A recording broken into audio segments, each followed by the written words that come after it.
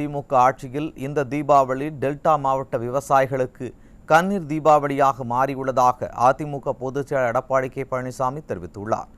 மேலும் நெல்மணிகளை முறையாக கொள்முதல் செய்யாததால் மாபெரும் போராட்டத்தை விடிய அரசு சந்திக்க நேரிடும் என்றும் புரட்சி தமிழர் எச்சரித்துள்ளார்.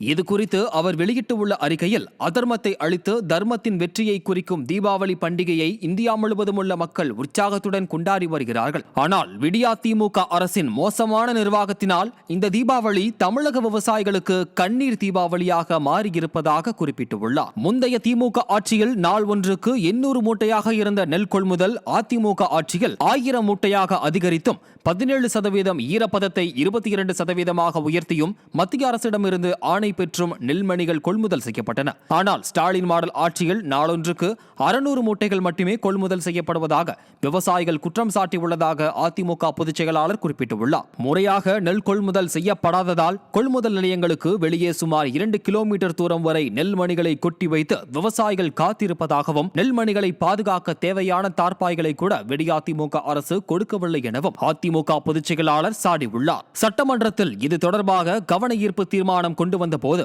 அதற்கு பதிலளித்து பேசிய உணவுத்துறை அமைச்சர் சக்கரபாணி, தமிழ்நாட்டில் 25 இடங்களில் திறந்த வேலை சேமிப்பு கிடங்குகள் திறக்கப்பட்டுள்ளதாகவும், ஒரு நாளைக்கு 1000 மூட்டை நெல் கொள்முதல் செய்யப்படுவதாகவும் சமாளிக்கிறாரே தவிர முழுமையாக நெல்மணிகள் கொள்முதல் செய்வதற்கும் உரிய முறையில் பாதுகாப்பதற்கும் நடவடிக்கை எடுக்கவில்லை என புரட்சி தமிழர் குறிப்பிட்டுள்ளார். மேலும் செறிவூட்டப்பட்ட அரிசிக்கு மத்திய அரசிடம் அனுமதி பெற்று தந்தால் நெல் தேங்கும் நிலை ஏற்படாது, அரிசி பதுக்கல் இருக்காது என்று உண்மைக்கு மாறாக மத்திய அரசு மீது அமைச்சர் பழி சுமத்தியிருப்பதாகவும், உண்மை என்னவென்றால் கடந்த ஆகஸ்ட் 18 அன்றே மத்திய அரசு இதற்கான அனுமதியை வழங்கிவிட்ட நிலையில் இதை மறைத்து மத்திய அரசு மீது குற்றம் சாட்டி விவசாயிகளையும் மக்களையும் ஏமாற்றுகிறது விடியா அரசு எனவும் அதிமுக பொதுச் செயலாளர் சுட்டிக்காட்டியுள்ளார். ஒவ்வொரு பருவத்திலும் எந்த அளவுக்கு விளைச்சல் இருக்கும், இந்த ஆண்டு எவ்வளவு அதிகம் விளையும் என்பதை கூட கணிக்க முடியாத ஒருவர் அமைச்சராக இருப்பதற்கு தகுதி இருக்கிறதா என புரட்சி தமிழர் கேள்வி எழுப்பியுள்ளார். தேவையான முன்னெச்சரிக்கைகளை செய்யாமல் போட்டோ ஷூட் நடத்துவதற்கும் புது பெயர் சூட்டுவதற்கும் மெனக்கிடுவதால் மட்டும் விவசாயிகளின் துயரம் தீர்ந்து விடுமா